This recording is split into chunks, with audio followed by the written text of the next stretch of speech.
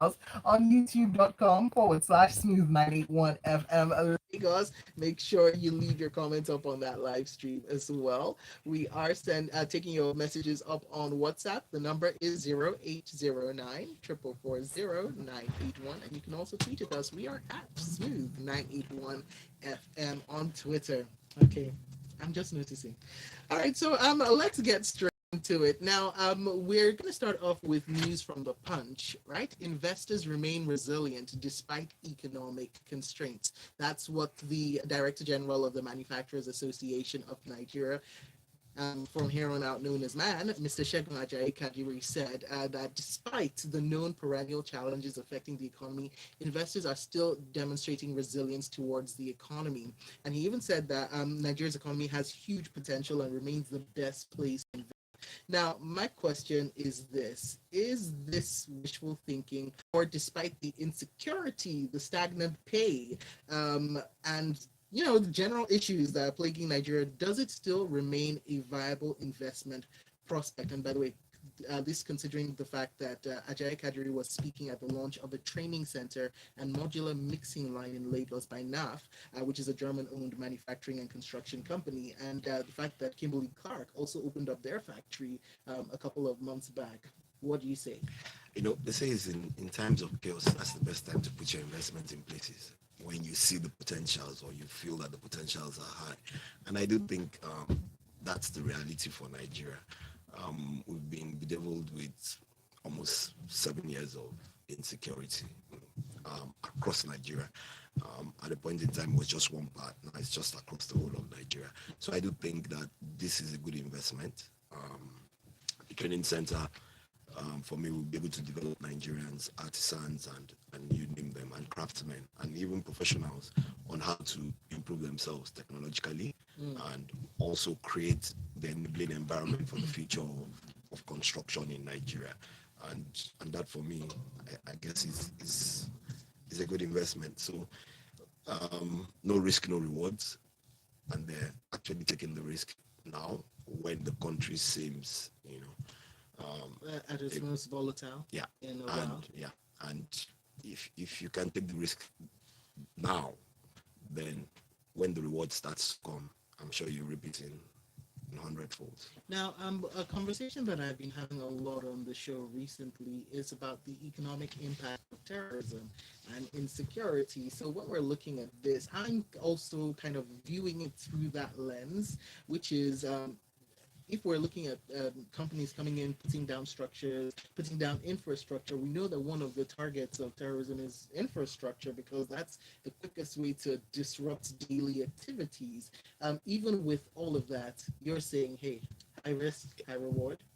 Yeah, that's one. And then secondly, let's remember that if you don't have this infrastructure, how do you get people to learn and start to try and earn an income? Because that's it. It's the economy that has brought about this level of insecurity. So with the investment, those who can get some form of additional learning to improve their skills will be better off. So better ability to get jobs, better trainings, and also it's a feel good story, no doubt, for me, because when you put it in the context of what is going on with the workforce in this country, we're experiencing a brain drain, the kinds likes of which we haven't seen since 1984, when we had the same gentleman as president. You have people across the strata of skill sets leaving the country, young people from corporate type blue collar workers or white collar workers to what you call artisans. To artisans. Because if you think about the global quest for talent, now this is a training center. They've invested how much? £700,000 in setting up this training center. What happens when these people are trained? You have all these migration programs that are cutting skills across the board, from high skilled to low skilled to menial. People are getting permanent residency to go and be crane drivers and welders and things all over the world. Looking for nurses, looking for medical personnel. Yeah. So when you put this in the context of that, it's a non-starter in terms of is it moving the needle for us? Who are we training these people for? We're subsidizing work um, Well, you So can, what would you for think is a workforce start? training no, no, for but Justin, for foreign you can, countries. No fault no, of theirs, no, no, but but this is you a can, mess we made. yeah, I'm saying this doesn't solve that. That's all I'm saying. doesn't So it necessarily feels solve it, good to hear it, but it also provides the opportunity for people to get skills. And you still let's and then remember, what? wait now, but no, but let's remember, not everybody can leave the country, But and you Justin, must have we have to some start level from of somewhere. skills That is From true. within the I- country to continually I'm move just the adding economy in that flavor to the context move of the the economy story. forward. Now, if over, like I said, if over the last 7 years insecurity has been rampant, Mhm. that doesn't mean that people shouldn't get skills. And we still require these skills in Nigeria. People are still putting Of course we investments do. in That's Nigeria. yeah. So I totally that agree. for me, it's a good start. Yeah, it That for feels me, good. yeah. For you, it feels good. But for me, I see the huge opportunities of people Mhm. who would take advantage of Because this. let's face it, with how and it's once again a chicken and an egg situation. Exactly. Are you saying that because of insecurity, life should stop? Isn't that the whole point then? And also, People are how still do we get constructing. to They're security constructing if roads, people don't have houses, you just name it. I tell you And one you finances? thing, you require those people are skills. hearing another thing. Don't, I didn't knock it. I said just keep it in contemplation when you think about the story. That Mm, there's a whole lot other things happening. feel good, people. Well, what say you? We're the Send your feel good station, messages. huh? Send your messages in. Very quickly, I want to take this story because we've been talking about insecurity. So let's discuss New Telegraph. Our church attack. We discovered 3 unexploded IEDs. That's what the force headquarters said on Monday. Said that the suspected terrorist elements that attacked St. Francis Catholic Church in Owo in Ondo State on Sunday left behind 3 unexploded improvised explosive devices, that's IEDs, on the trail. I just want to hear from you because this is a story that even 2 days later I'm still heartbroken, absolutely heartbroken First and about. foremost, my condolences to loved ones who lost, well, for those who lost their loved one. The police are still investigating. They said they've not been able to apprehend the culprits, and I'll leave it at that because it's such a sad story.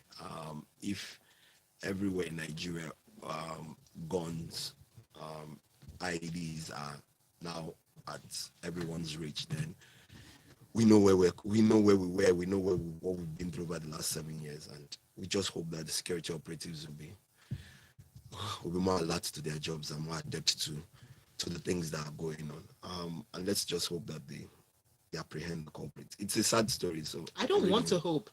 I expect it. I demand it. I don't believe in. I don't want to hope. Well, Okay. You can. Shokpe, I feel I feel I you. feel the pain, and I felt the same way when I read some of the statements from people who should be making statements about these things. I didn't hear a call for justice. I heard capitulation. I heard may they have sorrow. May they be Prayers and Here's the thing, gentlemen. nobody's calling for justice. For so long, Nigeria has been touted as a country and a nation of potential, but at some point, unrealized potential just becomes the cannon fodder. We started again. Okay, I'm going to take a deep breath and we're going to move on. This is for you to share your thoughts with me because every time I start talking about this story, I, as even just as a presenter, somebody who has to deal with the news of here on Freshly Press every single weekday, I'm getting so tired of discussing stories like this. welcome to our world. Unnecessary death. Unnecessary. It angers me. I don't know what it does to you, but for me, I'm angry.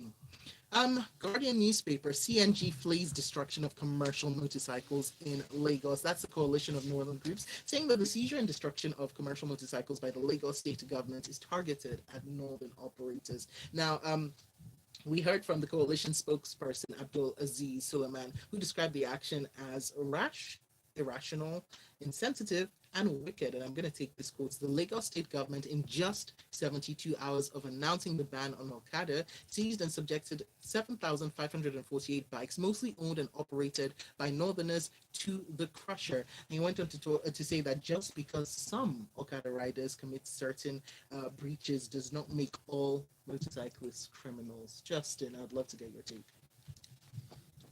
It is correct to say that not all motorcycle operators are criminals. I read this story and I just like to ask questions. My analysis of this story is going to be questions.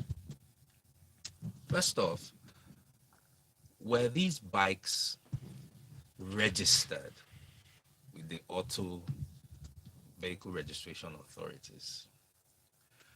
Second question, were the bike riders licensed as everybody who operates by the laws of the country? Everybody who operates a vehicle of any kind needs to get a driver's license.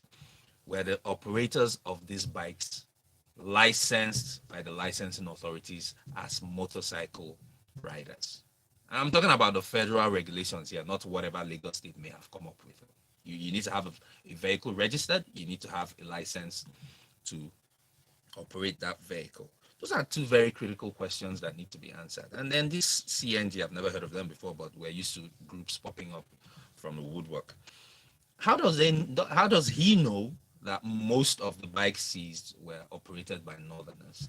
Does he have an inventory, or does he have a head count of the bike operators whose bikes were seized? Can he identify them? Does he know who they are? Do they have identification documents to tell us who they are and where they come from before we start whipping up ethnic sentiment on something that purely is that can be looked at from a purely dispassionate and objective perspective of, look, we need to regulate something that is a critical part of everyday life. Having said that, in transport infrastructure globally, what governments usually need to worry about is the last mile. What is the last mile?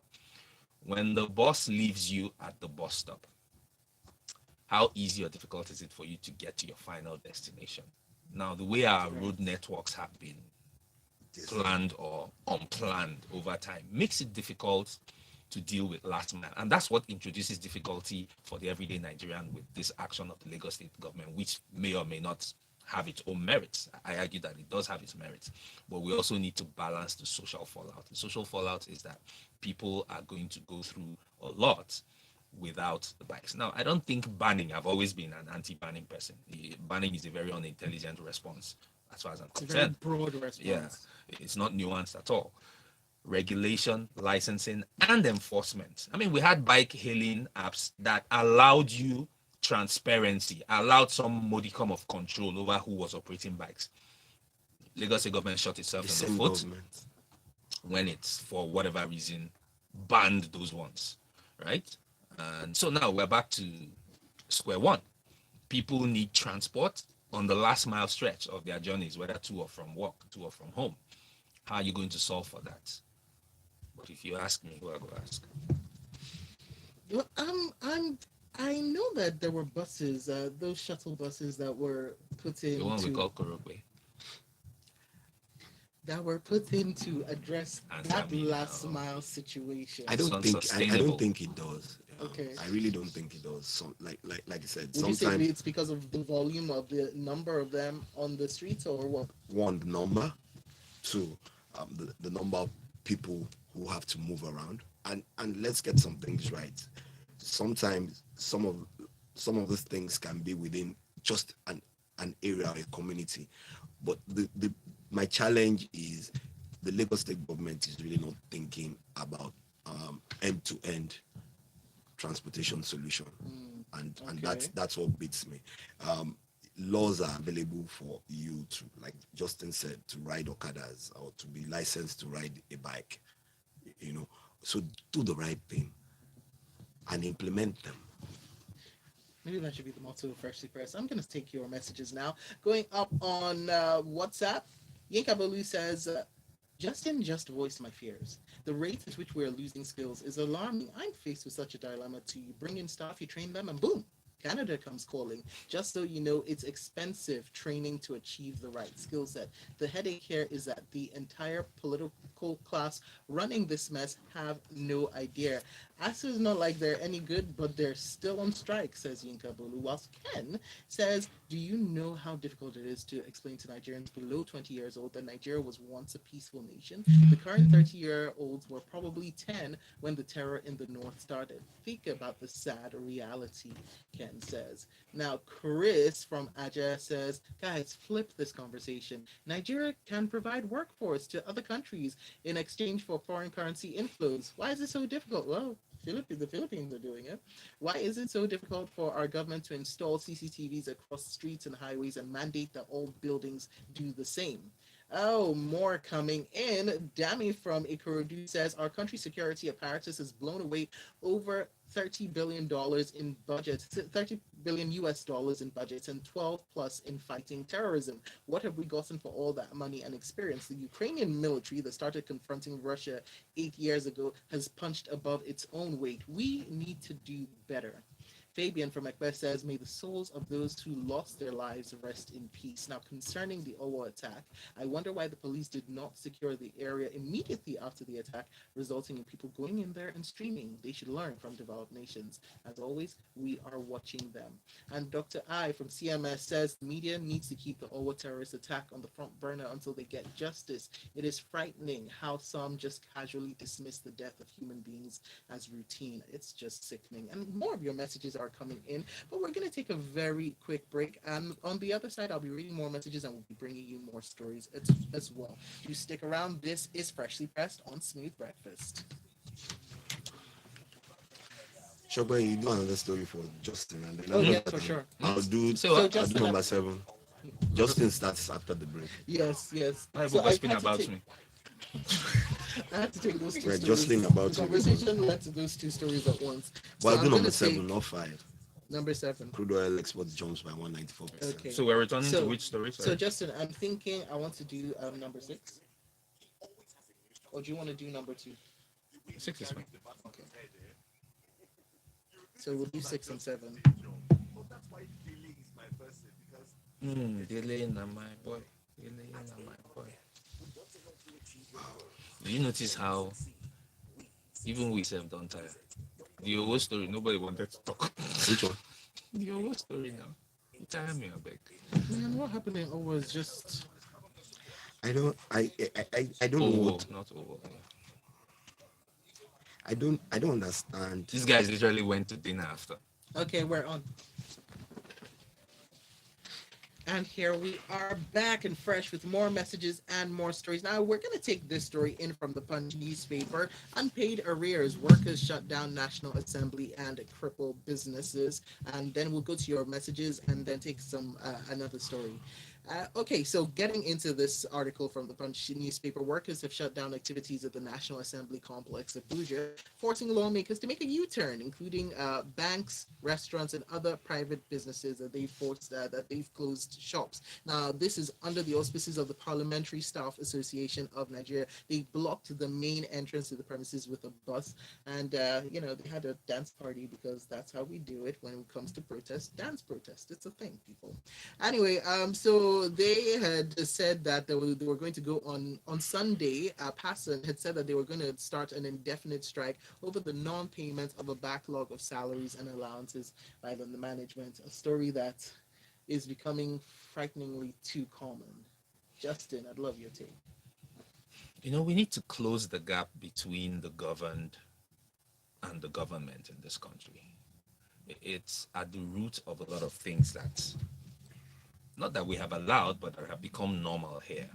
The distance between the governed and the government is the reason why you have several trade groups on strike almost all the time. It's a constant game of musical chairs. When one stops, the other starts. People go to work for months, for years. They work for years. They are owed salaries. They retire. They are owed pensions.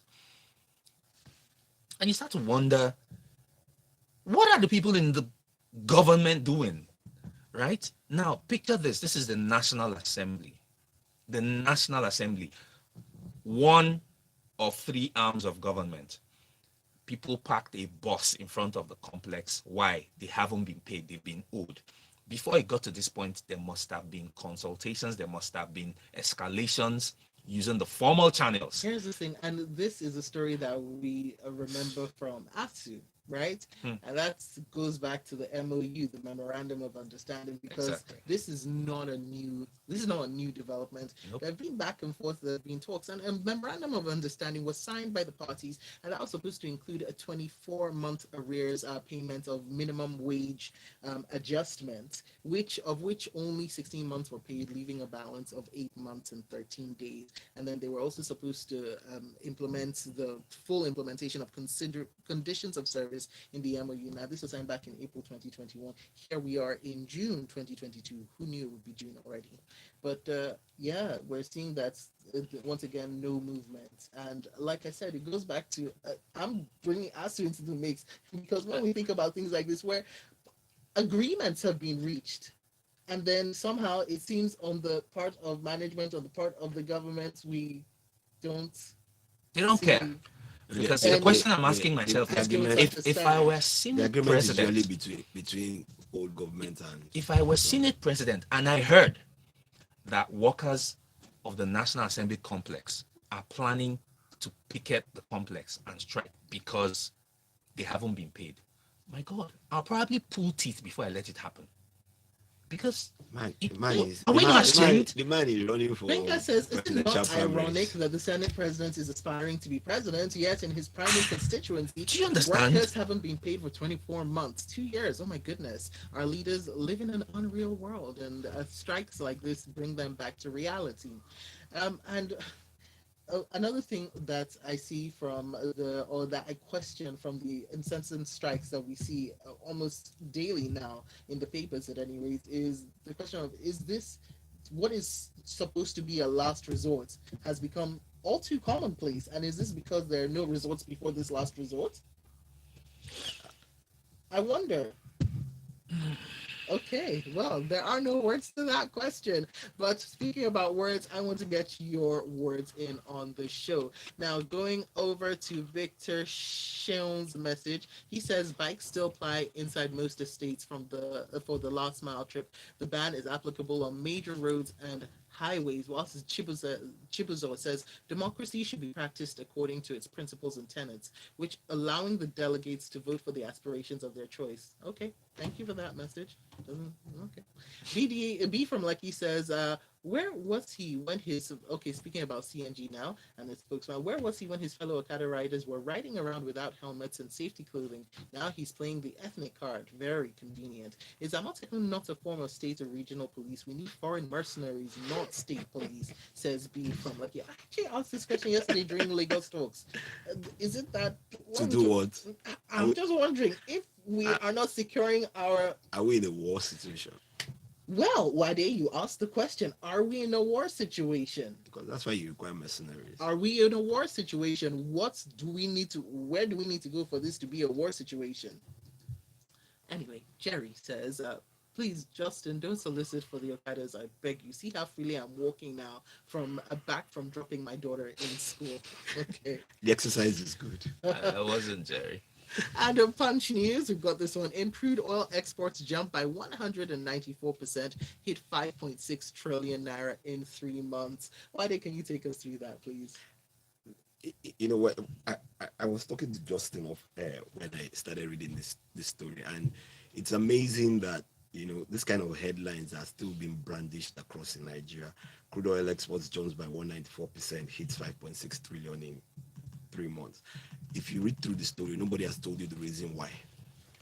Crude oil production has remained the same between the period of last year and now. It's just the prices that have gone up.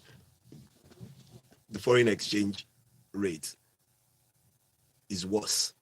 So why are we trying to why are we trying to whitewash the situation by telling us that it's jumped by 194%? It's jumped by 194%. How many barrels are we producing? Throughout the last 3-4 months, serious oil producing countries have been raking in money from even expanding and increasing their production. We're still on between 1.4 and 1.6, and they're telling Nigerians that it's increased by 194% to 5.6 trillion, while the exchange rate has depreciated by how much? So this story for me is the typical, headline and bamboozle Nigerians and say, oh, more money has come in. No, really not more money has come in. Prices have gone up. We've sold the same amount of. So in real terms. And in real terms. Less money. Where we are, if not worse. Right. Well, isn't that a fun time to live in, people? Okay, very quickly, let's take this final story from the Punch newspaper. 80 billion naira fraud, suspended accountant general, not our member, says ICANN, which is the Institute of Chartered Accountants of Nigeria, saying that it cannot sanction the suspended accountant general of the Federation, Ahmed Idris, over his alleged involvement in an 80 billion naira fraud because he's not a member. So to header, that's the Human and Environmental Development Agenda, which sent a letter saying, "Can you do that?" They responded, Justin. Oh, well, we had a little bit of fun talking about the story.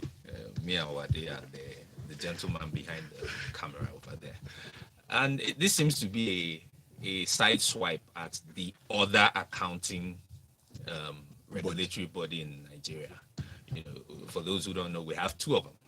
ICANN being the one that everybody knows, and then there's the cousin that a lot of people really don't like a lot. It's called ANAN, the Association of National Accountants of Nigeria. So it appears that the gentleman, the former or the now suspended Accountant General of the Federation, who is being accused of an 80-something billion naira fraud, belongs to that other group. And then somebody wrote to ICANN saying, listen, this guy shouldn't be one of your members. And ICANN has quickly come out to say, we don't know him. We don't know him. So they've thrown him out to the streets. Who get to make it come collect him? That's essentially, well, I like the fact that I can laugh at something this morning. Not that it's funny that the Accountant General of the Federation, which is the core of the story, the Accountant General, the man who signs all the country's checks, right? He's been accused of having stolen 84 billion. And that's the one we know about. Yes, so people under the smiling, they're suffering. Okay, let's end the show on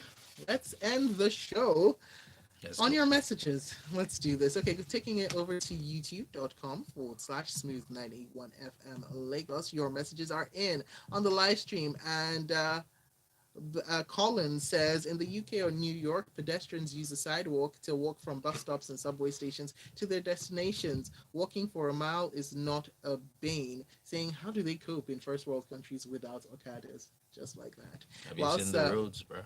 Demide says the magnitude of surveillance being suggested by people is close to what China does for her citizens. My issue is what is done with the available information.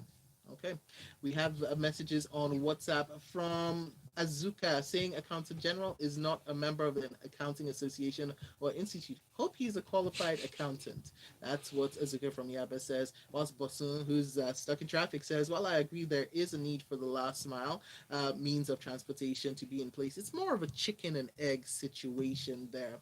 Private investors must see that their demands before putting their money in, or are you expecting government to invest in that too? I'm in support of this approach. And Serkan says, they cope because of their weather.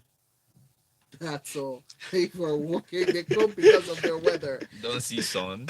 Okay, and that is that. So do make sure you go up to continue the conversation, that you go up on Twitter, where we are at Smooth981 FM, and you can find our analyst at Justin EJ and at Wade Ahimi underscore. Yes. Oh, Shopper, it's all right. And of course, I am at Shopper Martins. And coming up 8:15, it will be the Grapevine, where we get to discuss all that's been going on in the world of entertainment.